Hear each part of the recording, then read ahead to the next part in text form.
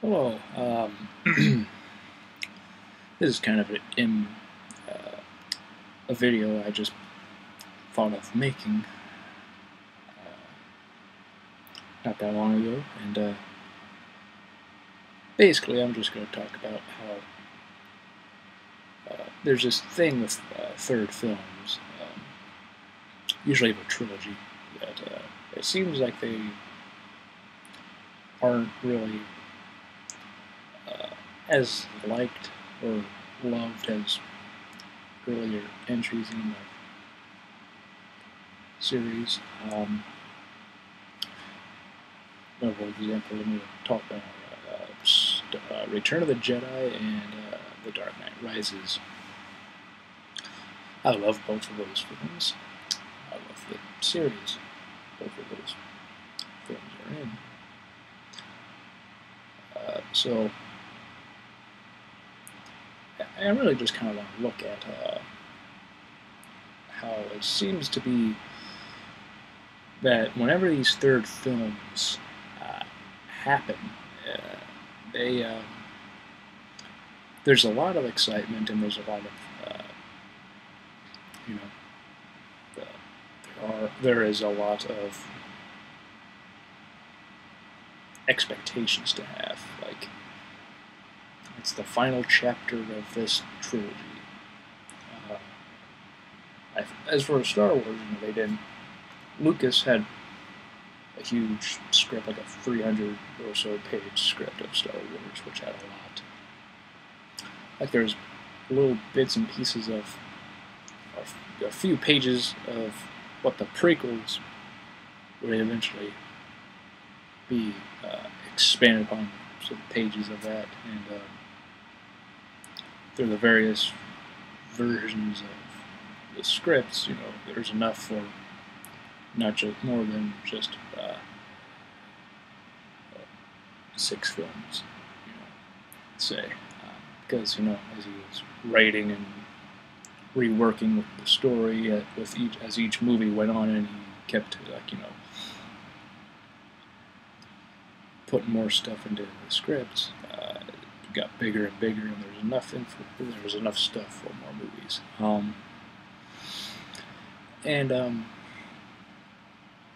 It seems like the film Return of the Jedi, after the huge success of Star Wars that it was and is still, as well as the huge success of Empire Strikes Back, particularly with the twist at the end. There's a lot of expectations of, oh, it's the last one, because Lucas didn't really know if he wanted to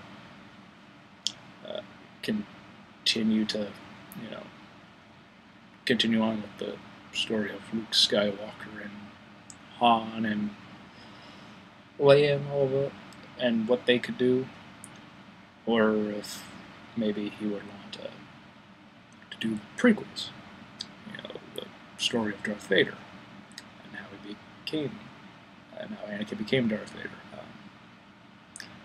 During that time they were writing, and particularly when they were making it, really, he really wanted just to get these 3 done, and he had enough information that said beforehand, like, there could be stuff before Star Wars, now New Hope, but then Star Wars. But he was really intent on getting these other 2 films made after that. So he gets that made, and then he gets Empire made, and then he's doing Jedi. And a lot of hard work came into that film, as much as the rest of the other 2 films. But they were able to make the film and get it done on by budget. They didn't go over like the first 2 films. I know Empire, George Lucas was on set a lot more than often than he wanted to be, just to make sure everything went fine, not a lot of problems, and if there were, being like the money man of the situation, he'd be able to fix the problem. really, and not a huge amount of time. And this, that worked, but there's some stuff that was interesting that people, they're not as fond of Jedi as much as, say, Empire or Star Wars. And the Ewoks seem to be a huge part of that. And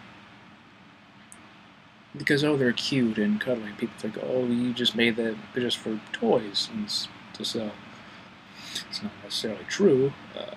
He did that because, during the time he did think of having them to be Wookiees, as people know now. That was the intent, but budgetary reasons and, Peter Mayhew, who's Chewbacca, was really the tallest guy they could find. It made the first Star Wars movie. And yeah, one could say, there's basketball teams and stuff, and fair enough, but bad basketball season. Not overtly familiar with 80s basketball, but basically, depending on who they would get, if they did have they got basketball players, let's say, real tall and all. I mean, first off, you have a lot of material for huge guys. You're gonna have to make sure, like, if first off, if they're on a basketball team, they're gonna have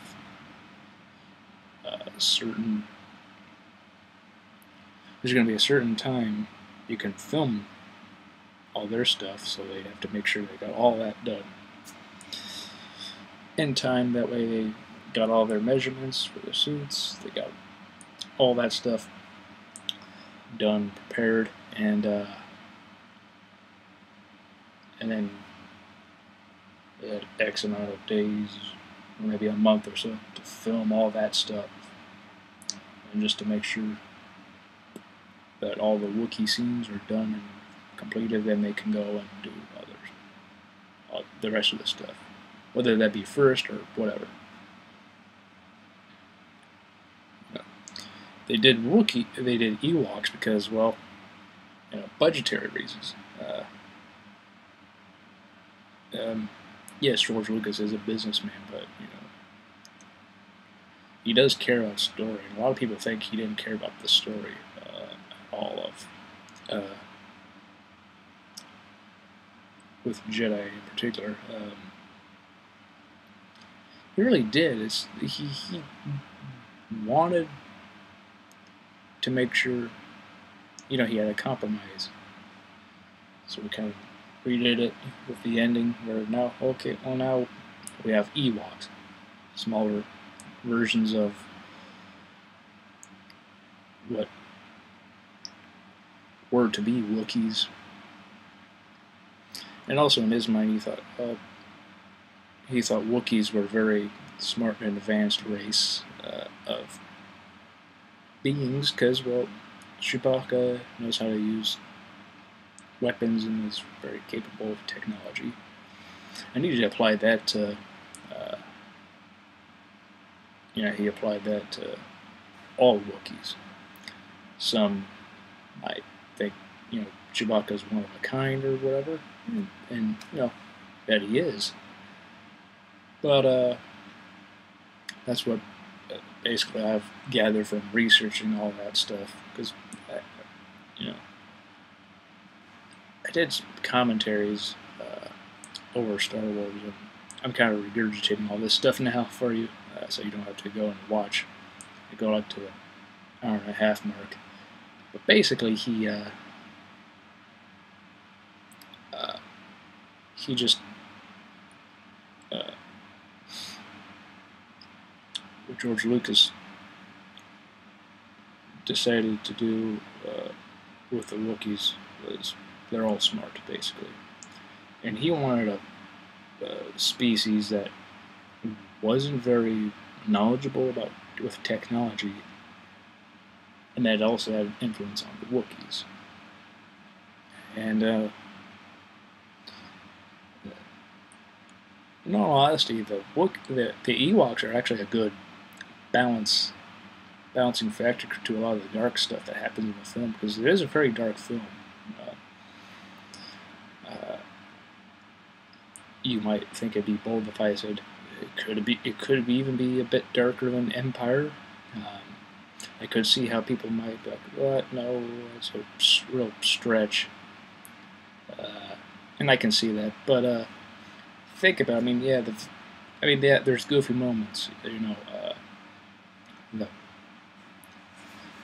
The number in Jabba's palace.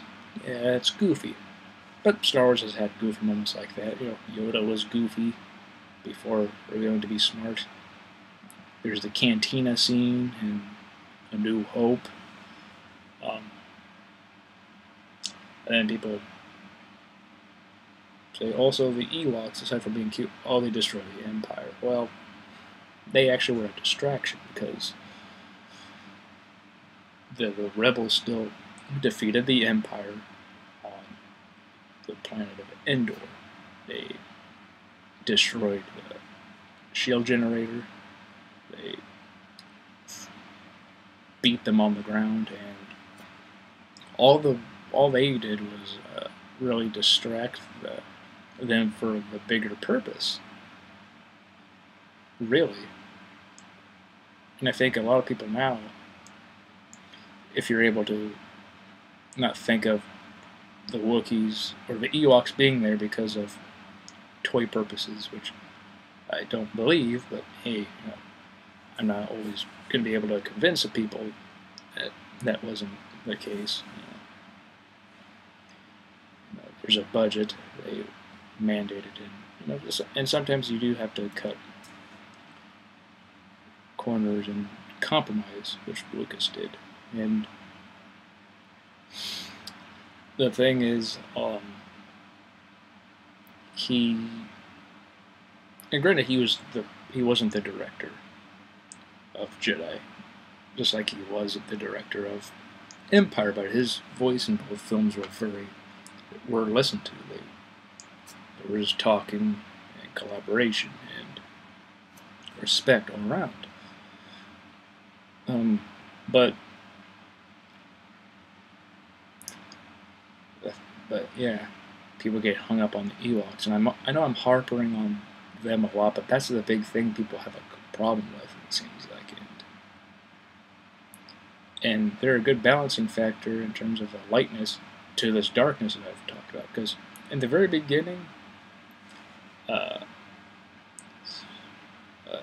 aside from all the Darth Vader and Luke and Emperor stuff, because that's pretty dark and heavy stuff, and the whole thing with Luke having a struggle of whether he will kill his father, or is he able to turn him to the light side again.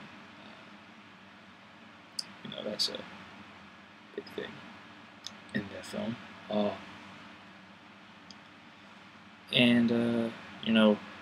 With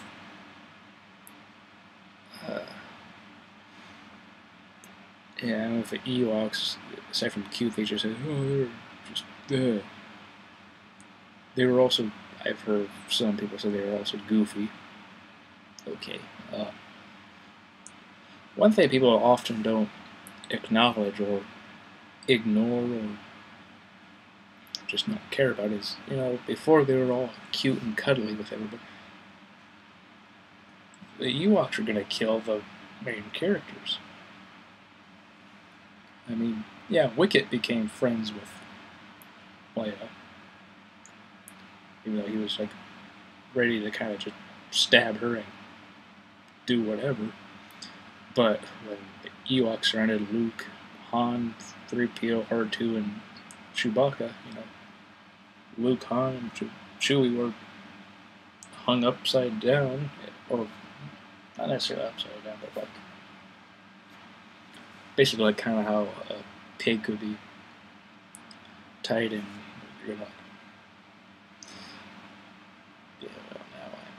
kind of blanking on words, but you know what I mean. Rotisserie, yeah, there you go. The Ewoks were going to eat the main characters. That's kind of some dark stuff when they're like, oh, there's supposed to be this cute, cuddly little thing. Yeah, well, this cute, cuddly thing will kill you and eat you. And also with the cuteness, really, Wicked and a few other Ewoks are really cute. The majority of Ewoks you see are actually pretty ugly. Let's be honest, they actually kind of are. They're not the cutest things. Yeah, Wicked's cute, and a few others, but yeah, most of them, the majority, I believe even the leader of the Ewok clan is ugly. Ewok clan. Watch people get upset over me saying that, but you know what I mean. The whole group of Ewoks that are there. But yeah, I think a lot of people had a lot of expectations, and apparently there's this dark ending that was supposed to happen. That the producer, who was not even involved with the film, Gary Kurtz, who I talked about a bit once, who got fired during the filming of Empire Strikes Back, because, well, yeah, it wasn't the best with managing the budget and stuff, and got behind schedule. Lucas had to be more involved than he wanted to be, and yeah. Basically, he said there was this dark ending that was supposed to happen with Luke taking the helmet off of Vader after his father died, puts it on his head and says, "Now I am Vader, and I will destroy the rebellion." And people apparently think that would be a great ending, and honestly, with how George Lucas was thinking, you know, I'm not entirely sure, especially when he was like, he wasn't even sure if he ever wanted to do Star Wars after Jedi. Like, he wanted to complete the trilogy, and he did. And whether he came back to it or not was yet to be seen or even determined, really, whether he wanted to or not. Which obviously he did, but in the 80s, that was really it. After Jedi, he's done.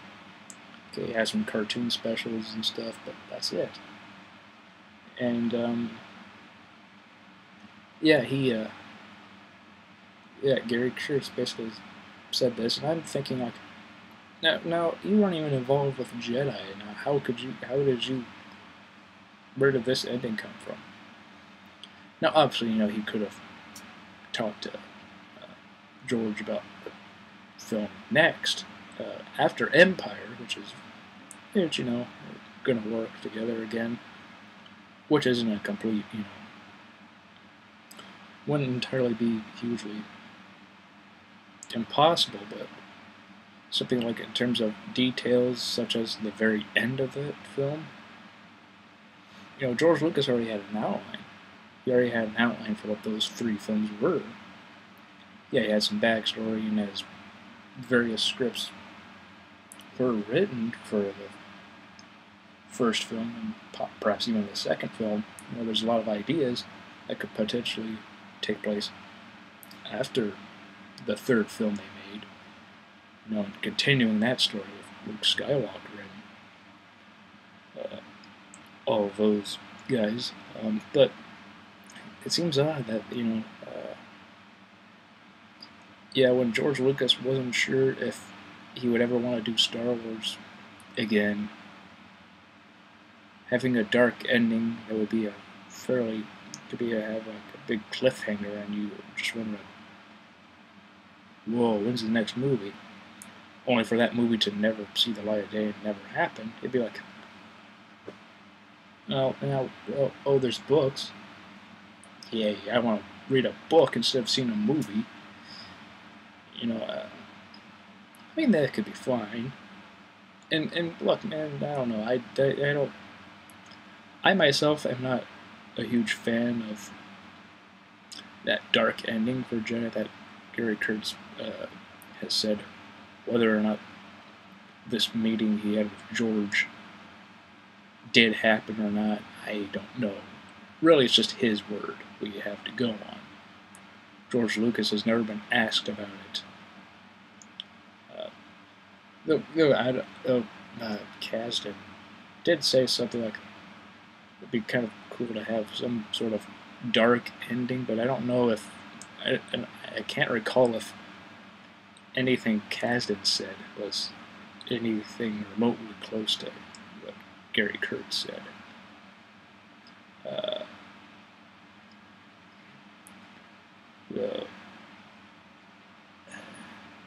Like, I think, though, Kasdan, I think he likes some dark stuff, though, too, so that could explain that, but I don't know. No, Kasdan thought it would be a good idea just to have them all together, but then Luke just kind of walks off into the sunset, kind of like Clint Eastwood in The Good, the Bad, and the Ugly kind of thing. Like he just walks off into the desert. That was Kasdan's idea. And again, I don't know how I would have felt about that, but I think with Jedi, a lot of people had so much expectations for Return of the Jedi after Empire that it's like, it's one of those things. Can't please everyone. And that's the same, I believe, with The Dark Knight Rises. After The Dark Knight, the huge success that was, so many people had so much expectations. A lot of people were like, oh, I want Batman to die, he should die, or this or that, and I had thoughts of how I thought the movie would go, but when I went into the theater with my friends, I left all that stuff outside, because I'm like, I'm going to watch this thing for what it is. I'm going to just, whatever happens, happens. That's what, and some friends that have mine asked me, talked about this, and they're like, oh, so how do you think it's going to end? And it's really at that moment that I just left everything out there in the lobby, basically, where I'm like, you know what? How it ends is how it ends. I just want to watch this movie. I don't want to have any preconceived notion, because if I do, that's gonna form my kind of judgment on the movie, and I'm not gonna like it as much. And I think that has a lot to do with it. A lot of people nitpick the film, like, oh, this is a plot hole, or something like, well, how did Bruce Wayne get back to Gotham with no money and no idea where he was, and all that stuff? It's like, well, did you watch Batman Begins?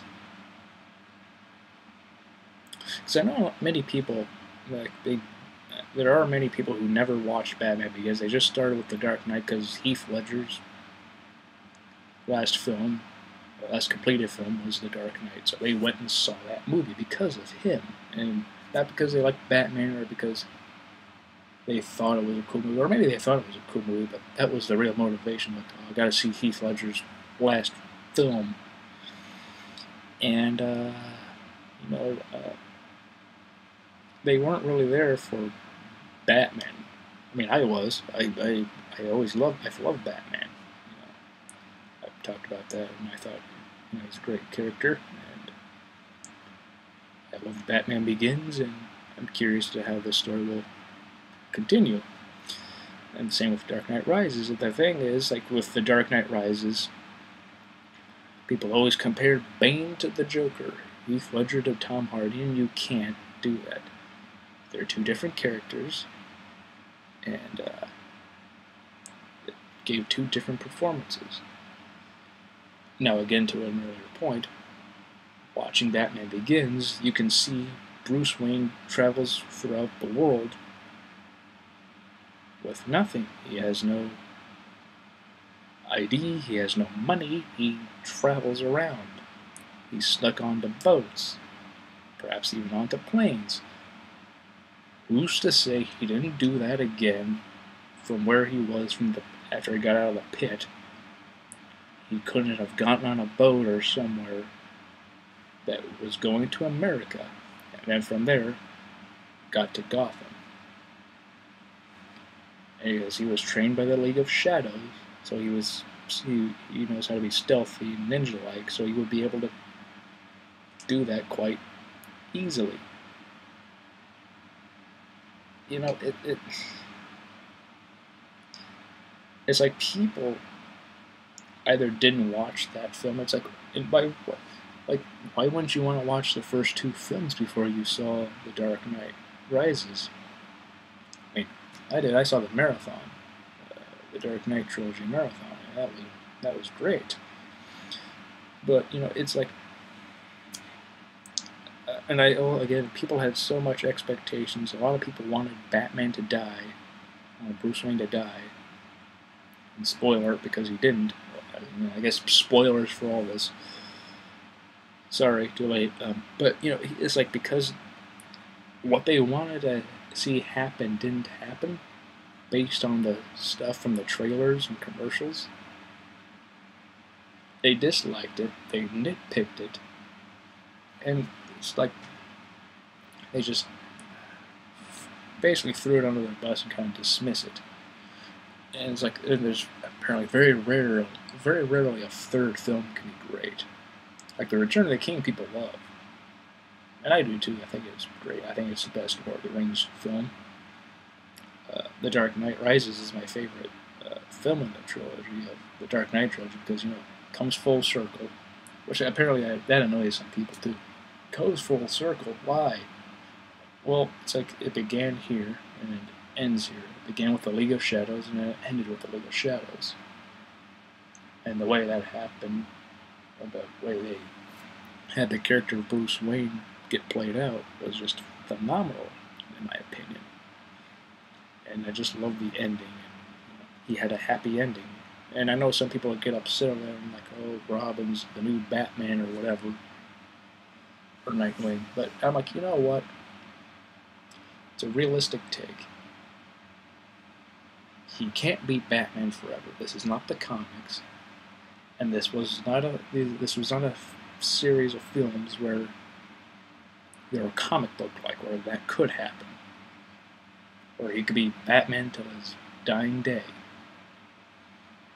And I know some people have said, "Oh well, Joseph Gordon-Levitt couldn't, be Batman. He doesn't know. He's not trained." Very true, but I mean, hey, look, didn't Bruce Wayne? He went with Selina Kyle, who had that thing to erase her history and start fresh. He could be a completely new person, and people complain that when people know who Bruce Wayne was. Well, as Tom Wilkinson, Batman Begins, Carmine Falcone said, he'd have to travel 1,000 miles to meet somebody who never heard Bruce Wayne. Now, and also, yeah, it's Italy. Maybe they've heard Bruce Wayne, but never seen his face. Can you tell me the face of this CEO of Burger King or McDonald's? Really, outside of Gotham City and places in America, really nobody really knew really Bruce Wayne what he looked like. But it's just whatever. We're getting on 30 minutes, and I'm kind of like, there's more I could say, and maybe I'll expand upon this film in particularly. But yeah, third films aren't always the worst. They actually can be some of the best, if not the best. Jedi is tied up as my second favorite Star Wars film, with Empire Strikes Back. Episode 4, New Hope, is my favorite Star Wars film. Yeah, maybe someday I'll come back to this. Talk more about The Dark Knight Rises and why people didn't like it. And I'll leave a link in the description for the thing with Sam Witwer talking about Return of the Jedi and defending it, basically. So yeah. Until next time. See you later.